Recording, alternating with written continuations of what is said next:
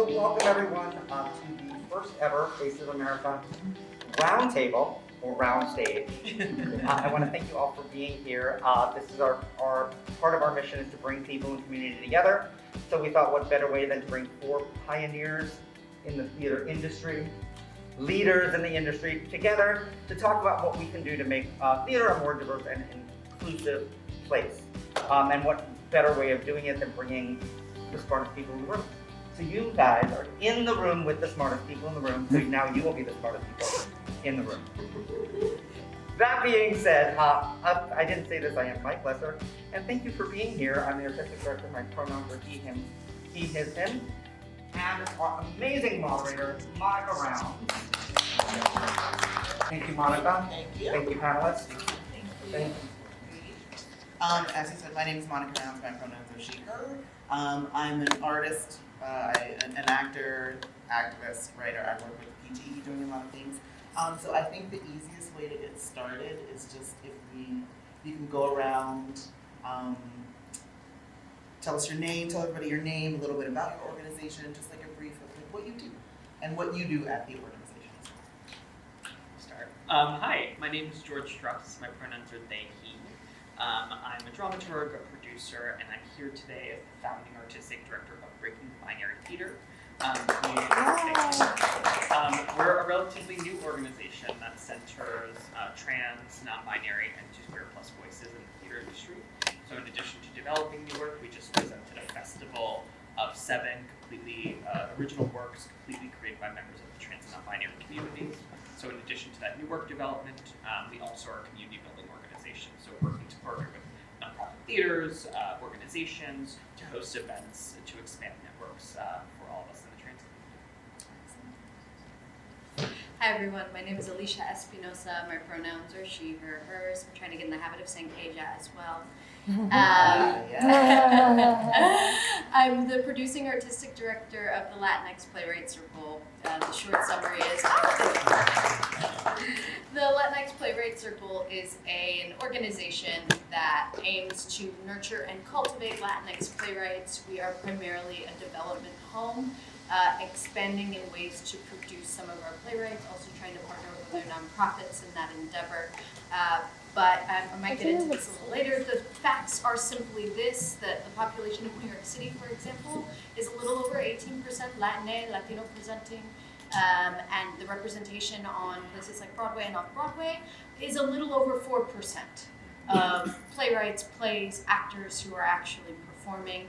When you go out regionally, the numbers get worse, and of course, the actual population of Latinx people gets bigger.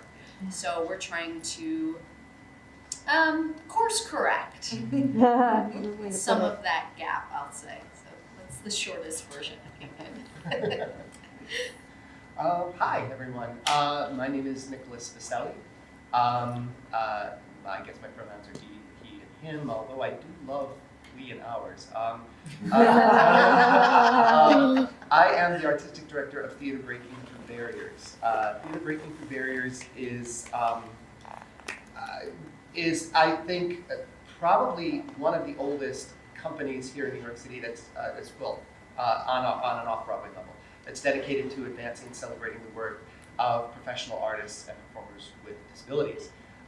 We began in 1979 as Theater by the Blind, originally working primarily with blind and low vision artists. In 2008, we expanded the mission to include all artists of all abilities and disabilities. I think it's incredible work. We, like so many other wonderful arts organizations, are one of New York's best kept secrets. Although we're celebrating our 43rd season. It's just trying to change the perceptions of disability and trying to get people to understand that having a disability does not alter the quality or integrity of the art or the artist. Disability is, I think, the only diversity that cuts across every diversity, and it is one of the only things that anyone can become and fall into at any given time.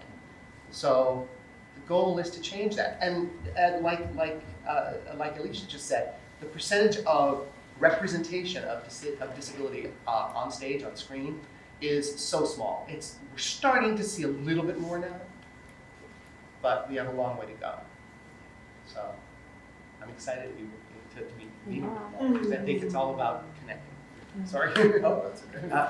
Hi, I'm Erich McMillan-McCall. My pronouns are he, his, him. I think I'm correct with saying that.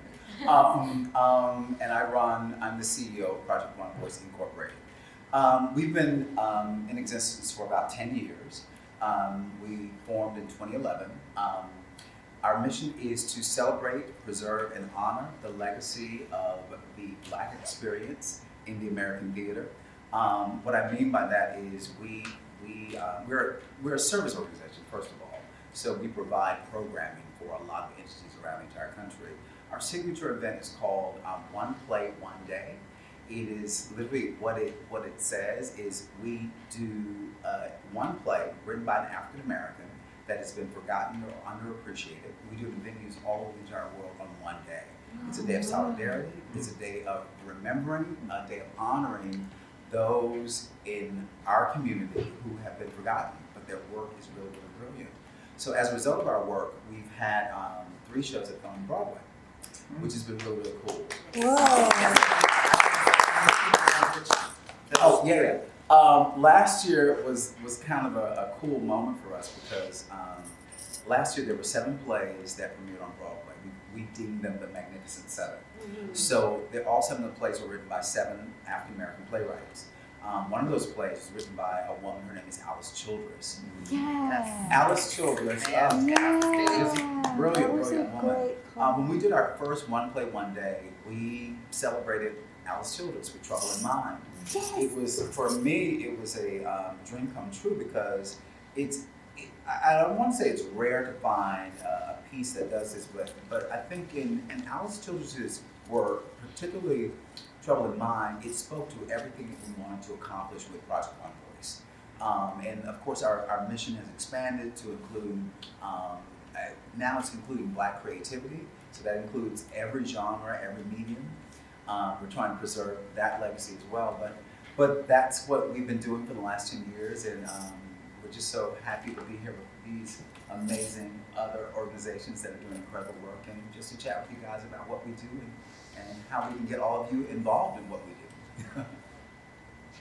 And so with that, I think one of the things, if anybody wants to elaborate, one of the questions I think we might want to ask is, because everybody is presenting something very diverse and unique and like all voices that need to be heard, so what are the challenges that you face in working with non-binary trans or the Latin community? Like how are we working to move those, and how are you working to move those challenges forward? Anybody feel free to answer. If you can narrow it. Yes. Do you mind if I go? No, please. Yes. I think one of the biggest challenges for all of us is always funding. It's finding those resources, those partners to be able to fund our ideas and allow you to partake in those. So that's one of the biggest challenges. I mean, because of COVID, because of George Floyd, because of a number of things, funders are now expanding how they're giving right now. So they're creating initiatives that are designed for organizations like ours that have been historically marginalized. So part of what I do a lot is trying to introduce people like yourselves to organizations like these, to let you know that these are places where you can donate, your time, your money, your efforts. But I find that to be one of the biggest challenges that we've had over the last 10 years is how do we stay afloat? Mm-hmm. But that's also the reason why we were founded, because we wanted to ensure that Black theaters in this entire country had a legacy, they were sustained, they would be here for generations to come. So, I think it's such an interesting thing.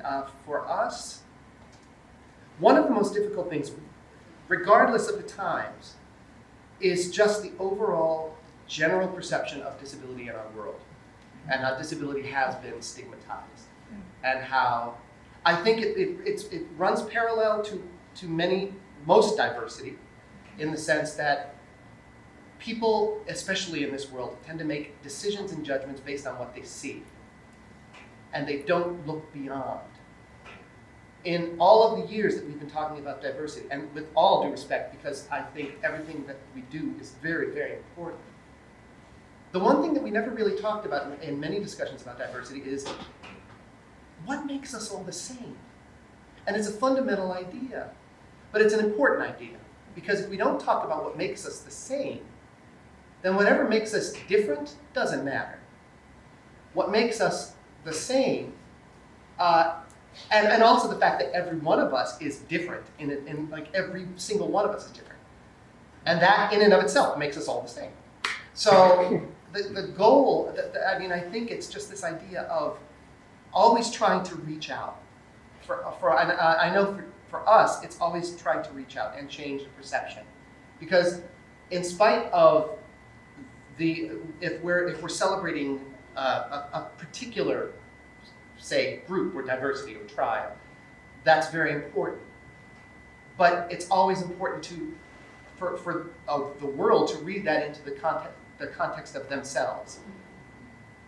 So that when we can sort of see whoever is standing opposite us and we can see ourselves reflected, then that makes that work so much richer, and it makes us understand each other and enjoy each other. I think in the last 2 years during the pandemic, we learned more than ever that we really need each other. And I think we're all feeling, all right, this division has got to end. So the goal, I think, is to constantly remind people and you know, that we're all, you know, while we may be celebrating one thing, it's still one component that exists. There's many, many components that exist in all of us. And humanity is the bottom line. Sorry. Thank you. Because it makes me think about, so there's the topic of diversity and there's the topic of inclusivity.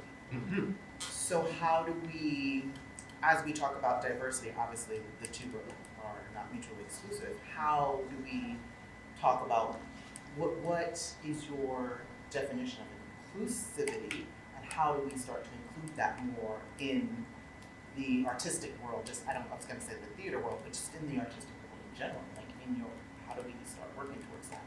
I think it's like more about the world in general, not even the artistic world for me at least. Like thinking about inclusion to me I think a lot about sort of how to genuinely engage with the communities that we want to reach.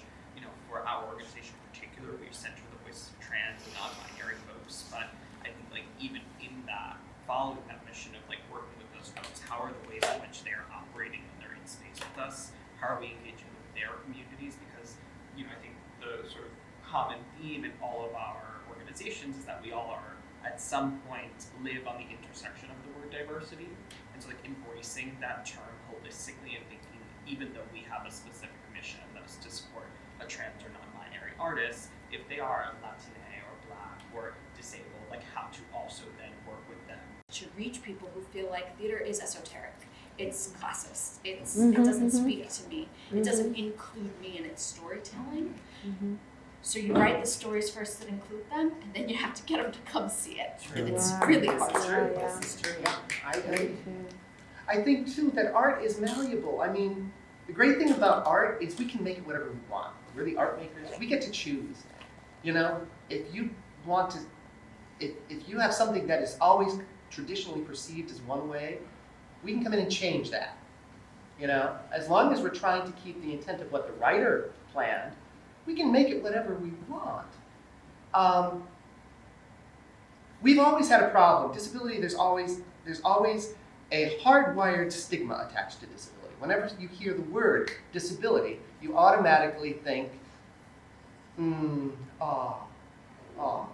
that's nice. I feel bad. That's, you know, I work with a disabled artist that with disabilities. Oh, that you're doing wonderful work. Well, have you seen it? No. You know, it's always hard getting on. It's always been hard getting audience to see the work because people automatically think the absolute worst when they think of disability. I also think too that you can, if you have a niche company that works, that serves, that basically wants to represent a particular demographic or a particular style of theater, most mainstream audiences can deem them as professional, even if it's not your cup of tea. But people have a hard time connecting disabled professional because they automatically think the work's not going to be as good. I'm going to see some disabled people. I'm going to feel bad. I'm not going to, and that's the problem. TBTB has always been an integrated company. It's always been a company that wants to integrate disabled and non-disabled and bring people together, because we have to be able to create work that not only talks to people, but it talks for people. So that's important for us. And we oftentimes do work that has absolutely nothing to do with disability. The artists on the stage are playing the roles, and if we're doing our job right, a magic act happens. The disability disappears. You're drawn into the world of the play. You are able to take on what we're trying to convey, and we can create an experience that whoever comes in to see the show leaves a different person. Hi, sorry, my name's Abby. Appreciate it, perhaps I'm one of the directors for this. I just want to challenge something, if that's okay. I don't think pity is the problem for disability, actually. I think something that is interesting for all, diverse stories is actually othering, right? Sure, pity is a part of that, but I think also when you're on stage, there's an inherent voyeurism from an audience perspective that increases an othering that is already happening. So when it's an experience that's different from yours, it's uncomfortable.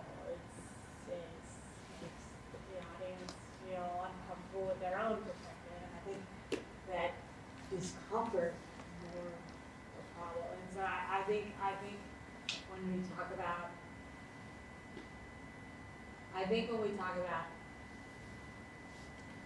bidding it for any marginalized groups we want to attract, right? I think that it is the job of art forms to try and bring an audience in against this inherent barrier that exists here, right? So I just If I might add to all of what's happening in the conversation is, I think when you talk about diversity, equity, and inclusion, I think the word that's always missing is the word belonging. Because I think at the end of the day, we all want to feel as though we belong. And I think that's the objective. If we have to talk about the missions of what we do, we've all created spaces where people who feel marginalized in this country feel as though they belong. August Wilson said this in his speech that he did at TCG. He said, why do we always look to people who don't do right by us to do right by us? Yes. I just think it says it, and again, what we felt, there was a void. We felt as though there were people speaking for us who weren't speaking a genuine voice that really represented us. So I think that may be the reason why we started our respective companies. But I think that's what I'm hearing is, at some point in time, and please forgive me if I'm using this incorrectly, but I think we can all look at, when you talk about how we need to find places where we all find that common ground, I think we all we all have disabilities. Yep. And I think if we can all hone in on that and say that we all see things in our physical structures that we want to correct, that we want to amplify, that we want to love, embrace, we can go on, but we all don't see ourselves as perfect human beings. But perfect is also relative as well. Because if this is what you've had all your life, then it's perfect. You know what I mean? But society is always telling you that, hey, you don't fit the norm. So I think for me, what's so beautiful about the arts are so inclusive. They allow you to be able to celebrate you at any given moment in time, because we're all so different from moment to moment because of the experiences. This experience that we're having together is going to change us in a way that's going to alter the way we move forward. And that's the beauty of being in this space of creativity. Yeah, I agree. I think too, it's also the idea that I think, especially when it comes to, I'll say primarily performing arts, because it allows you to experience something. More importantly, it allows you to empathize. It's not just a question of an analytical process, it's an emotional process. So you're taking information in a different way that you can relate to. And so now it brings a sense of commonality. How can I relate to this? This is so completely, this play has nothing to do with my life or what I know or but yet I'm relating it to myself. So now it creates a bond, a common bond. That's, I think, what makes it so important. I think there's a conversation happening. It happens every time.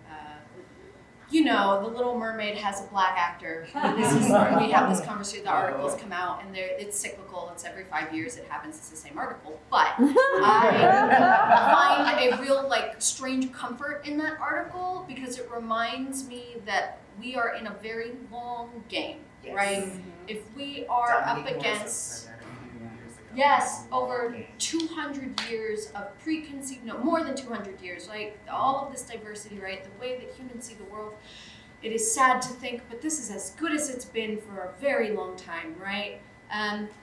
There's an empathy gap that I think we're all trying to speak to, right? And that discomfort of an audience is them confronting their empathy gap, their inability to see someone different from them and not see them as universal.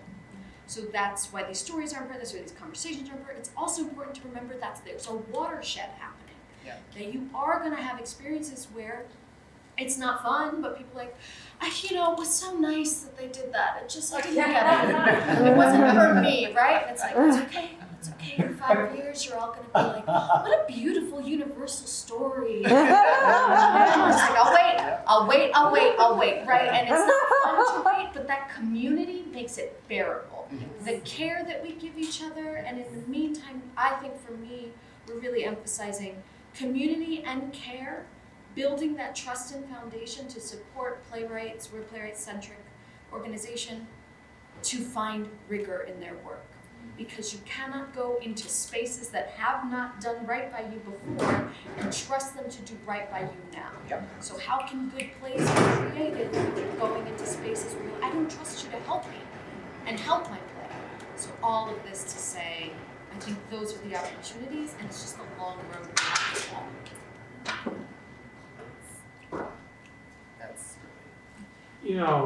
I agree with all of you about how the arts makes, because the reason I'm in the arts is because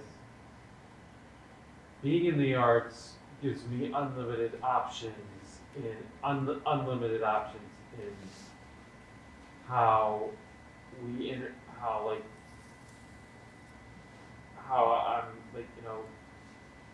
it helps me to be more social, to be more interactive with people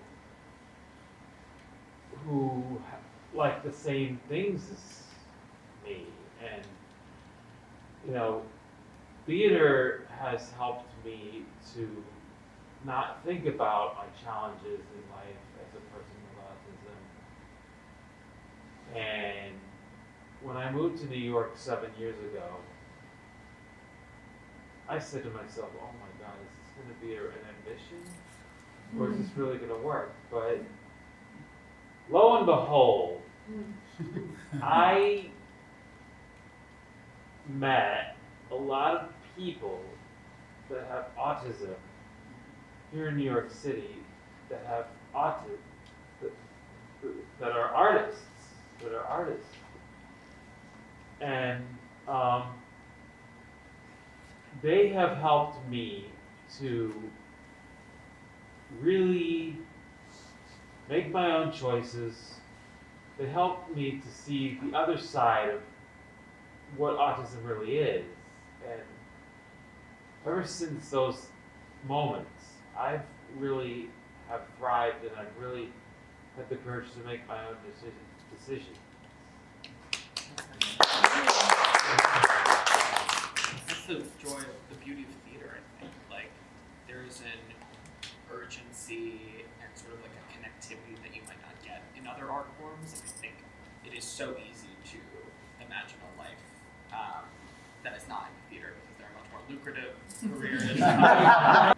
But the arts can, I mean, well, some people argue that the arts can't change the world, which I tend to disagree with. But I think the thing that is indisputable is that the arts can at least enact change in someone who can then change the world. Exactly. Like, 100%. Yeah, absolutely. And so with that, arts changing the world, can you all, anyone or all, speak to maybe something that you've created that or that was created by an organization or that fueled you or was something that excited you more? Like, I don't want to say your favorite because, you know, you love all your babies the same. But, but like one of the things that really drove you or moved you that your organization worked on or created. I'll take that.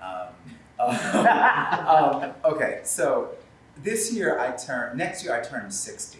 Yeah.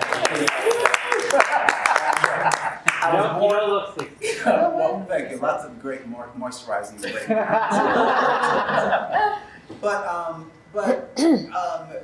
of course, I was born in 1963. I was born in Birmingham, Alabama. So 63 is a very pivotal year for civil rights in this country. And to be born in 63 and only blocks away from where the 4 little girls were bombed in the church bombing, it's almost as if being born in 63 has really ordered my path. So, as I told you, I'm turning 60 next year. So what I'm doing for my 60th birthday is I'm visiting all of those important places in American history where civil rights changed the world in 1963. So, so I'm going to record that all year. I literally, first of all, I'm shaving my hair on December 31st, and I'm growing it. I'm not cutting it for an entire year. All these things are for me to figure out how am I going to be changed after this year of celebrating my 60th year on this planet. Wow. But getting back to what the question that you asked, so to commemorate the 50th anniversary of the bombing, we created this event where we partnered with about 50 theater companies around the entire country, one for each year for of the anniversary, which culminated in a reading of a play called 4 Little Girls, Birmingham, 1963. It was a children's theater piece, and we weren't intending to do like a large production, but I wanted it to just be a moment to honor the lives of these 4 girls. Actually, they were teenagers. Actually, Denise was 9, the others were like 14 to 15.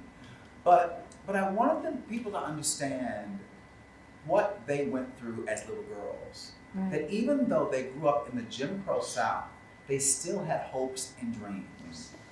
And I think that goes back to what we're all talking about again, is at the end of the day, again, something that creates this commonality for us all. We all have hopes and dreams.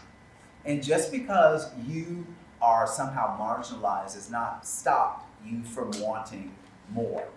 So that was the thing I wanted to get across with the readings. But also I wanted people to remember that these were 4 girls who just went to church on a Sunday. They were not planning to be martyrs. They were not planning to do anything. They were just going about their everyday lives, just being who they are. And it made me realize that how are we as everyday people, how are we the change makers that we want to see in the world? So again, that's what we did to commemorate the 50th.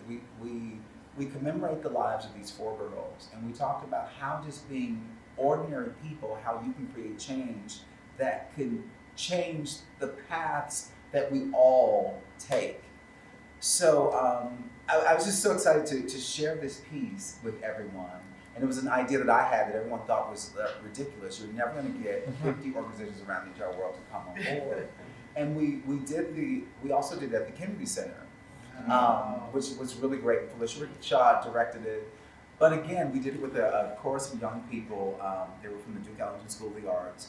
We partnered with all these great organizations in DC. But again, this day of solidarity, if you will, one play, one day, how one day can change your entire trajectory moving forward. So that to me, it was fantastic. We're gonna do something similar to this in Birmingham in September. But what we're going to do that's different this year, because again, people said, well, we did this for the 50th. How are we going to repeat this 10 years later? I said, the world has changed in 10 years. We're looking at everything differently. I mean, the world for me is a lot more, arguably a lot more accepting than it was, because now I can have a conversation with my mom. I'm 60 years old. I just told my mom I was gay. It's the first time I'd had an open conversation about my sexuality and who I am and my partners. And my brother and I are estranged.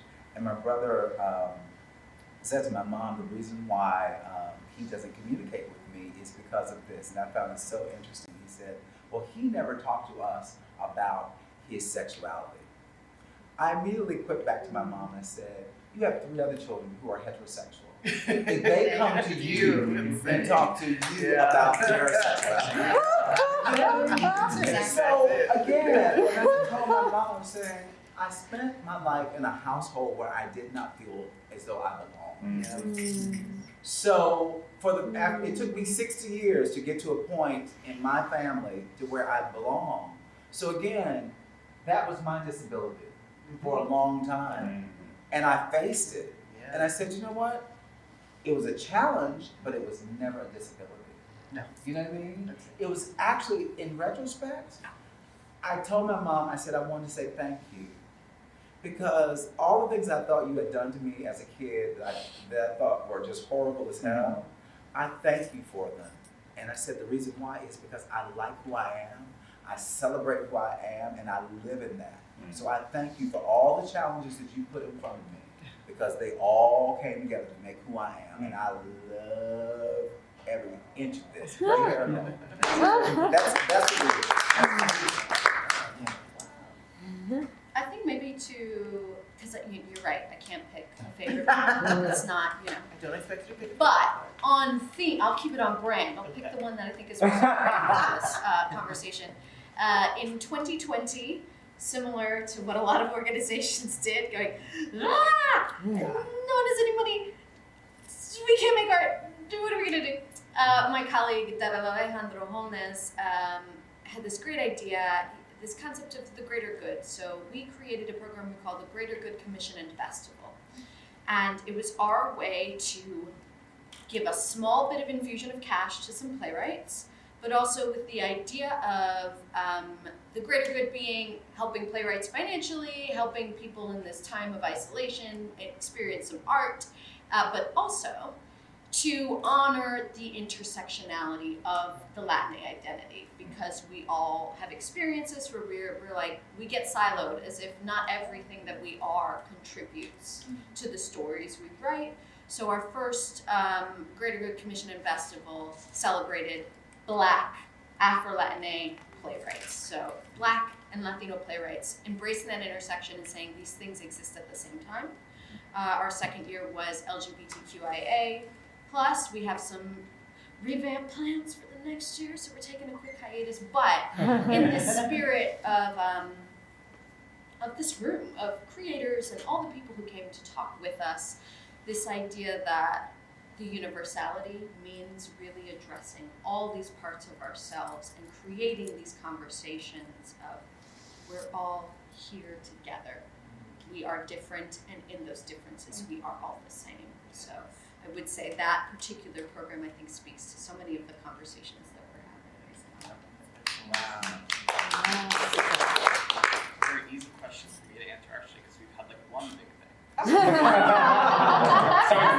it's that. No, but it was a festival that brought together over 100 trans and non-binary artists. It was a huge festival. It was 7 days, 7 different works, and everyone was paid living wage, which was really Wow.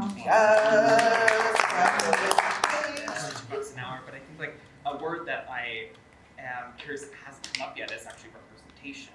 I think we've like skirted around it in very different ways, but I think like representation is something that in the trans and the binary community we're still grappling with, as we still see projects like Some Like It Hot or Tootsie or Mrs. Doubtfire, or we see projects like that movie with Eddie Redmayne where he played like a trans Danish woman. Girl. The Danish Danish Girl. Girl. Like we still see ourselves being represented in stories that are not, made by us. And so this festival I think was a really cool way to just sort of like reclaim our stories. And like what you mentioned before, not all of the stories had to do with gender or identity, but just the fact that we were able to create these sort of like 7 pods of all trans and non-binary folks in a room was a really special way, and I think spoke volumes to some people in the industry that was possible, that could be done. Because we have these big projects like Some Like It Hot that are telling trans stories but are not written by trans people, and there can potentially be some harm perpetuated in that. So it was important to me to create a space to try and sort of start to rectify that and lead that. I want to talk about that for a second, because I'm glad that you brought that up. Because I've had friends that have gone to see this, Some Like It Hot, so I'm glad that you brought that up. Because we want to talk about representation and how do we, as Alisha was saying earlier, course correct. I'm going to ask specifically for you, but I will also do the question to everyone. How do we go about course correcting in such a way, especially with something like that? Because there's one thing to say you can just write the stories that were told by the correct community and they're out there. But as far as like what's already out there, how do we now course correct to make it so that it's not harmful? Yeah, I think like I obviously thought a lot about Some Like It Hot, and I think like ultimately, I think it's about choosing which stories we're telling. Like I think I don't know that I agree with a lot of the DNA of like why that story needed to be told or who's telling the story, but now that it's a thing in the world, now that it's out there, I actually felt like the production put a lot of care into at least the making of it, which I guess is the way to course correct. Like if you're in the process of something that is already being constructed and already happening, at least I felt, and in conversations with some folks who were working on it, that at least there was a lot of care infused into the process. There was a lot of intentionality and specificity around the concept of gender in that musical, both in both of the characters. There are 2 characters that sort of play with gender within the show. I don't want to spoil it because it is a plot point, but there is a plot about it. But they significantly changed the movie, which I find interesting, and I think like that is another way to course correct it. Like if you're choosing to engage with works that perhaps can feel a bit dated, think about why that is and try and get ahead of it. I would urge you to bring folks from those communities in the door to like help you course correct. But if you haven't, at least bring the folks in afterwards to make sure the execution of it is done safely. Thank you. But I have Yes. the same question about like Holiday Inn. Ah. Like, how do you fix that? Mm. It's already out there. They're Yeah, doing it's it, already out there. but there's a problem. But I guess that goes back to why are we trusting people who weren't? Exactly. Yeah. Why are we even telling those stories? Why? are we? Yeah. That was That's part my of, point. I'm dovetailing on what you've said. That was when I found out they were doing Tootsie, and when I found out they were doing Something Like It Hot, I asked myself, I said, why? Why? And then I asked myself, I said, okay, you can tell this story, but what if you did this? In Tootsie, what if it had been a more female identifying person Yes. who was in this role? And let us look at it from that perspective, because we've never seen that. Same thing with Something Like It Hot. What if it had been 2 women who were dressing up as men in Pursuit? That, to me, would have been a more 21st century way of dealing with it. However, the gatekeepers, the stakeholders right now are still the same. Yes. So Yes. no matter how diverse we are in our thinking and how much we want to be represented, if the powers that be are still the same, then you're only going to have these micro steps Yes. toward a better future. So I think what all of our companies are basically doing is giving access to those thought leaders who are going to create and institute that change. I think one of the things that, as we talk about representation, one of the things that we also have to consider at this moment is, I think when you look at the AIDS epidemic in this country, I think a lot of those people who are going to create the change that we want to see and representation we want to see, we lost a lot of those people. Yep. So we have this void now where people who would have created new work, they're not there. So what do? You go to existing material because it's safe. But we create these companies not to be safe. We created to get access, and those are, I think, almost two different conversations. Yeah. So I'm curious, and I'm sorry I'm taking your job. please.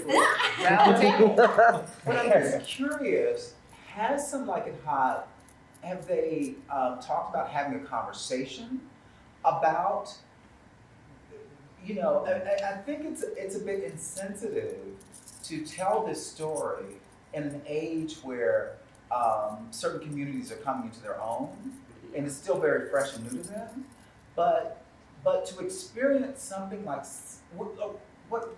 It's like Monica wrote her questions down, so I'm happy to There are two things happening at the same time. You've got Angelica Ross, Yes. who is now starring in Chicago, Right. which is amazing. She's the first trans woman to play a lead in a Broadway show. And she's great. Yeah, and amazing. But you also have Some Like It Hot, both. So I'm And you wondering, have strange loops And Yeah. happening Yes. on the Exactly. intersection. Right. So my question is, that's, Mike, a great conversation about, hey, we've got Strange Loop, we've got Chicago, but in the middle you got Something Like It Hot, which basically is just in the middle, not really doing anything. Yeah. But you got these two bookends on either end that are really giving us this amazing access. But then we always want to revert back to the place that's more comfortable. So we can make fun of Yep. and laugh about something exactly Right. the others. And Yeah, I'm sorry. And no, it's okay. I mean, it's just sort of that mainstream perception. The bottom line is, what's going to make money? What is Middle America going to want to come and see and pay the money for? But when do we move forward? Yeah, and then of course that's a hard question. And then the idea is, don't worry, we'll make sure that we cast we'll make sure we cast some transgender people, put them in the company, and we can check that box off. And African American, check that box off. And now we're doing everything, and you should all be happy. But that's the problem, isn't it? It's the idea of the choice of material, and you can choose old material. It's just how you choose to opening your arms and bringing people in to create something fresh. I mean, it was wonderful that Hamilton got such huge, that was groundbreaking, right? It was wonderful to see a great diverse cast telling a story about America. I think that's lovely, but it's so rare. I mean, and it's funny because like mainstream society will pick that one thing just so they can say to themselves, aren't we great? Look at how far we did. And what we need is more people coming out to say, the stories are universal. They do fit all groups. But I just watched the interview yesterday with Andre DeShields talking about Death of a Salesman. And said, how is that lens now being, it's not a black story being told, but it's a story being told by a black cast. And he said, the estate is there. The estate has to obviously approve. He's like, we've not changed a word. Yet, the story still translates. Yeah, it does. I wanted to, this year I wanted, believe it or not, I wanted, it's hard for our company because we're only able to do 1 or 2 shows a year on our level. We want to try to do shows that are going to draw audience in. The play I wanted to choose this year was Neil Simon's The Prisoner of Second Avenue. I love The Prisoner of Second Avenue. Now, it's a dated play. It's set in the 70s. You say, why would you want to do Neil Simon? Because Neil Simon sells. Yes. As a producer, Neil that's Simon. why. Yes. Neil Simon. Sold. But my idea was, for the female lead, if you know the play, it's about a middle-aged couple. They're living in New York in the 1970s. The husband loses his job. He's dealing with the stress of living in the city, which is full of crime and full of all kinds of craziness. Oh, could that? How timely, huh? Sounds familiar? And he suffers a nervous breakdown. Great material for a comedy, right? And then of course the wife, Edna, she has to now go out and get a job and try to support the family. So what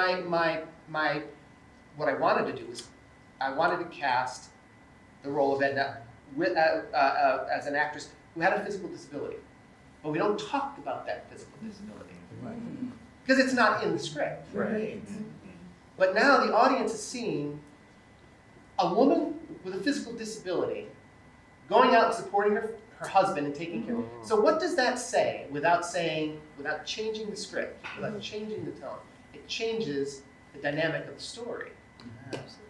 And that is what we always try to look for in the material that we choose. How can we change the dynamic and incorporate it? And it goes with any, like if you really want to focus on race or gender or sexual orientation, you can find ways to do that. They could have done that in Some Like It Hot. There's so many ways they could have done that. And still sold tickets, but the goal is change. Yeah, it's malleable. We make it what we want. I think, Monica, to your question about it exists, what do we do about it, right? Because we're talking about a step of, I don't want that step to exist, right? There are better options. So if it does exist, because like you've alluded to, Erich as well, the whys of the people who have the money right now to produce are very different than our whys. Why do this show right now?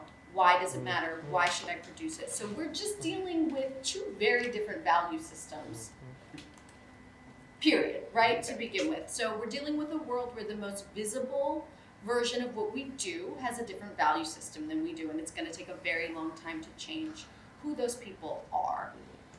So if there's something in my community that's causing harm, I think in some ways we're talking more about calling in as opposed to calling out.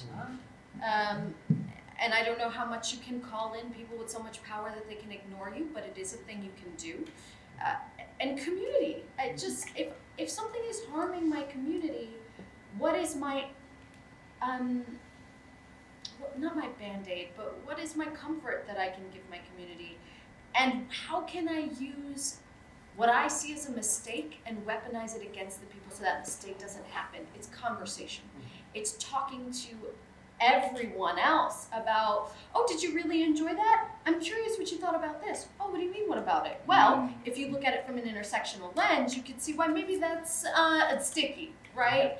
And it is unfortunate, it's there, so all I can do is use it to the best of my ability as a tool to maybe get someone else to see something differently and maybe go, oh, maybe in the future I won't spend my money on something like this because money talks.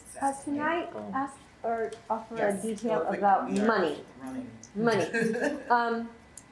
All Broadway investors have to be accredited investors by SEC regulations. The definition of accredited is you have $1 million or more in assets, not counting your primary home, and you have a reasonable assurance, and you've also earned upwards of $200,000 a year and have reasonable assurance to be earning that much the next year. So you see how that becomes a very niche market. But there is a group of stalwart, experienced, and Tony Award-winning producers of color who are creating Second Act Theatrical Capital, which is an S corporation, which means it has a social good within its corporate structure and mission. And they are looking to diversify the investor pool. They're raising money. And because of being an S corporation, you do not have to be an accredited investor to invest in it. So there is change happening now, yes, and they are and it's a small group, but they are reaching out in every direction, and I'm sure they could use diversity along many other parameters. Good to hear. That's good to hear. If I may, I early in my career, I went to a lot of producing workshops where they were trying to persuade me to become an investor in public shows, and the journey was amazing. However, the difficulty, the part of the reason why I ended up becoming a nonprofit entity was because I felt as though I could serve my community much better through the nonprofit world than through the commercial world. But one of the issues that I had with Broadway was I couldn't see the connection, the direct connection to the Black community. So when I work on any Broadway show right now, I ask myself, how is the money that I'm investing, how does it go back into my community? If I can't see a way that it goes back into my community, I can't be a part of it. So I don't discourage people from investing in Broadway shows, but I'm always asking, how does that money go back into those historically marginalized communities? And even for those investors, yes, you're going to look. I've done quite a few Broadway shows, and a lot of times I was the only African American in those shows. So again, I always felt marginalized. I mean, look, let me be honest with you. I didn't audition for a lot of Black shows because they were hard. They were hard because that the Black talent in this city is pretty amazing. So I would do the opposite. I would always audition for the white shows because again, I had more direct access because I knew they were all going to cast at least one Black person.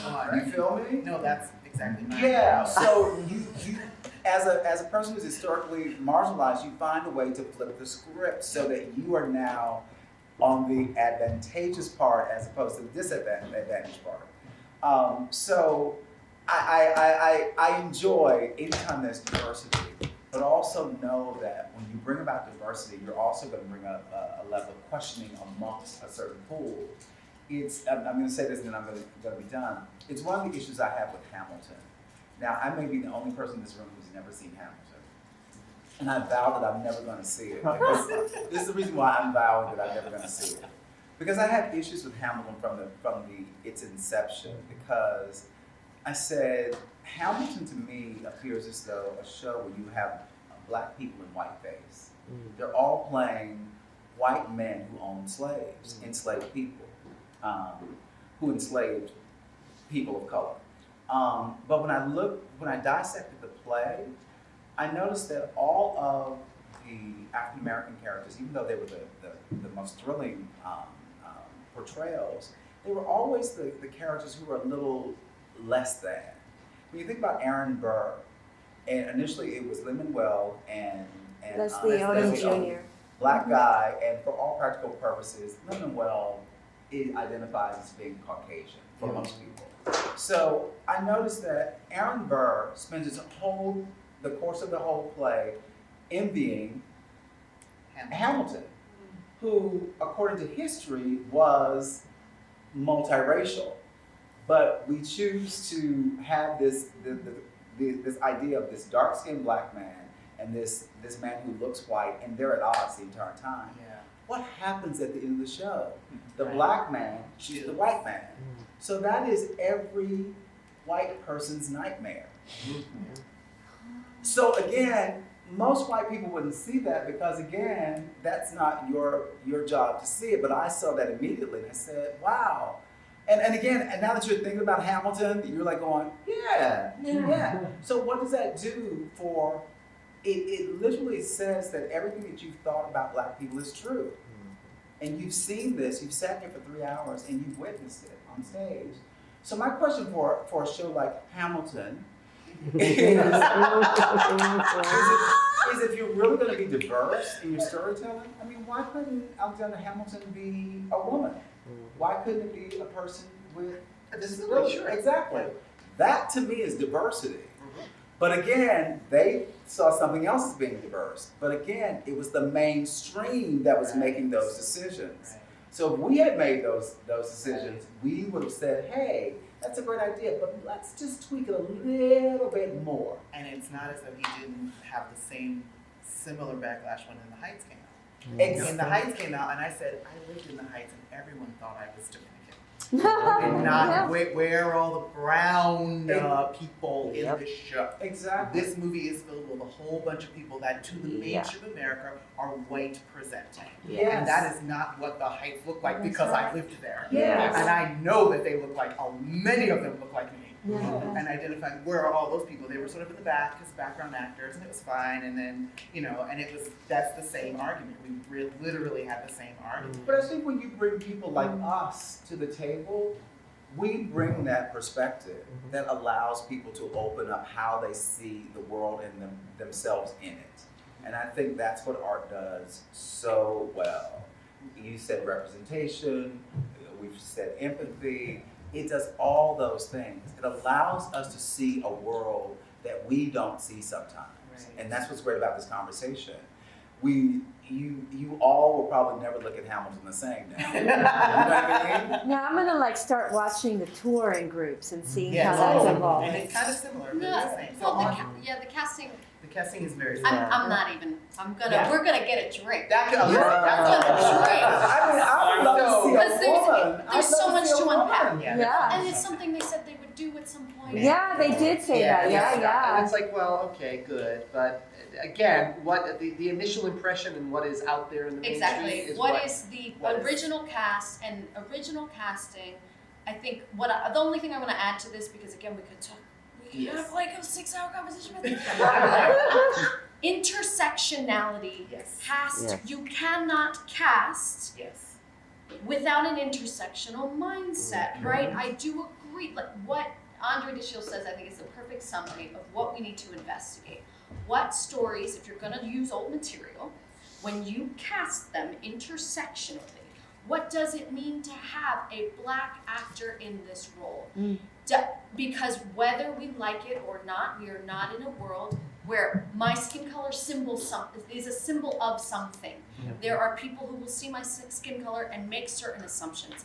If I am cast in a colorblind way, it's not possible because what I bring as my personhood, in my size, in my shape, Yeah. in my color, in my tone, everything about me tells an audience a certain story. Am I reinforcing something negative or am I challenging a narrative? Can I create this story where it's a story that happens to be done by Black actors? Because both of these stories exist. And being more mindful about when it is important, when certain things that are seen as this is what makes me an other, are like, okay, can I put a disabled actor in this role? What am I adding to the conversation? What am I maybe supporting that I'm like, oh no, I don't want to tell that. That's not, That's where I'm at, yeah. that's not what I want to do. So you really have to be diligent, but then also diligent about, does it matter? What's the story about? Right. I think that's where I fall on like cross-gender casting as well. You want to cast me as Bruce and Julius Caesar?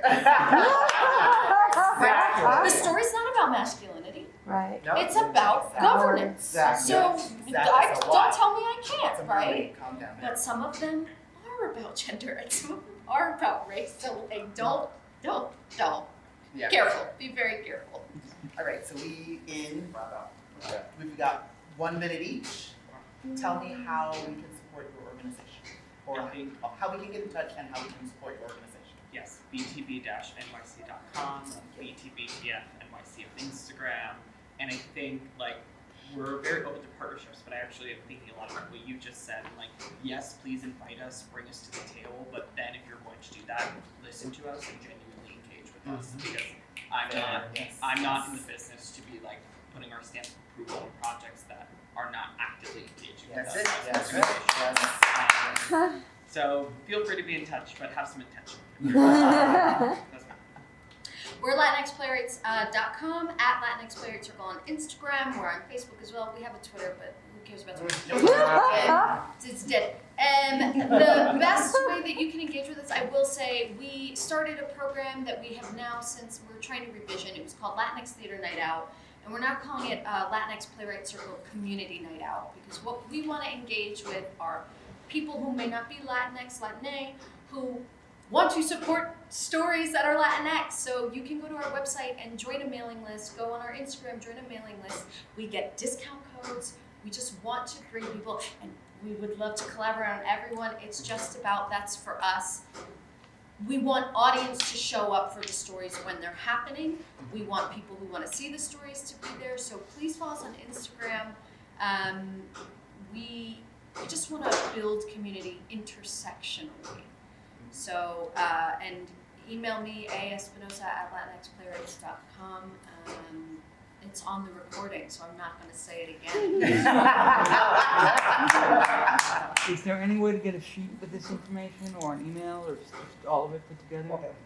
Yes. Great, thank you. Please, we're easy to find.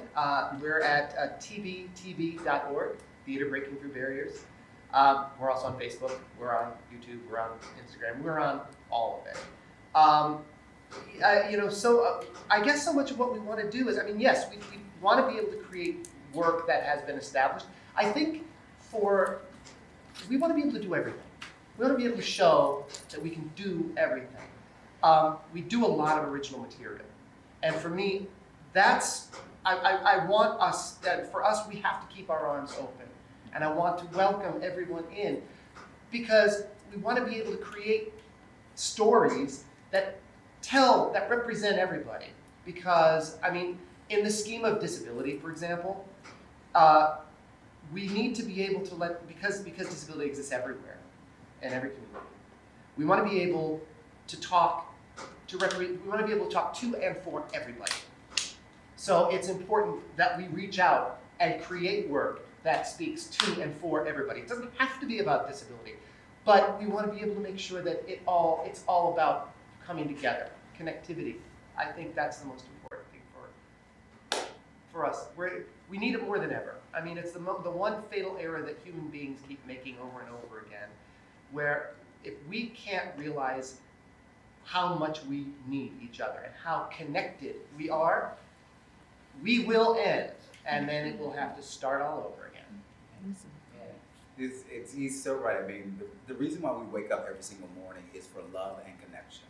That's just it. Mm-hmm. So it's project1voice.org. We create programming. So I would encourage you. I'm always encouraging people to support other organizations because we're a service organization. So of course we love donations, but a lot of what we do is to direct people to organizations like these. We want to highlight and amplify what they're doing because again, in speaking with all three of these incredible panelists, I see so many people that are marginalized within the Black community in all three of your organizations. So part of the reason why I'm going to be reaching out to them is I'm asking, how can we be more specific and intentional on how we deal with trans and non-binary people of African descent? Mm-hmm. Same thing with people Diaspora, exactly. baby. Mm-hmm. Same thing with people of disabilities. So again, when Mike put this together, it may not have seemed as though we were connected, but we're going to be really connected after this. So if I could say how you can support us, you can support us by supporting and engaging with creative organizations around this entire country, especially those who want to amplify historically marginalized communities. Mm-hmm. So that would be my way that you can support. And talk about us. Sorry, I didn't want to say this, but now that I said it. Giving Tuesday's coming up. Donate. We love donations. If you know people who have flusher pockets, please send them to our website. It's not always that I can't always donate. I know I'm in that position. But if you know someone who can, and they're like, I gotta offload some money before my taxes are due. That's You right. can tell them you know about 4 organizations that would love that tax deduction. $5. That's the big deal. For us, it's always, we have been around for 43 years, and yet there's still so many people that don't know who we are. Yeah. And so every night now we're in the middle of an event right now. I have to leave. We're doing a live portion of our event tonight. Cool. But every time I meet with the group or I'm signing off when we're doing a Zoom thing, I always say the most important thing is tell everybody about us. Tell your families. Tell your friends. Tell people that don't know us. Bring them in. We want to invite everybody into this circle. We want to make it bigger because until people know. I want a donation. Of course, I would love to have a cash donation. That said, I want an audience. I want people to know who we are because the more people who know who we are, the greater the likelihood that people will want to support us because we're doing great work. We are doing great work. I think so. We are. And Can we change the world? I'm an optimist and an idealist. I believe, yes, we can. That's it. I want to thank all of our panelists and the amazing Monica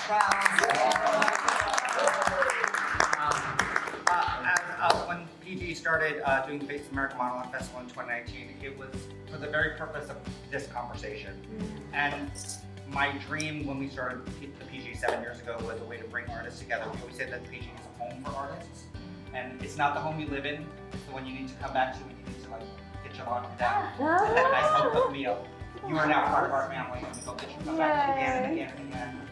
Thank you for watching, and thank you for being here, all of our attendees. We give a huge thank you to you all. And we're going to sign off, and as we would say, bye, everybody. Thanks for watching. Bye.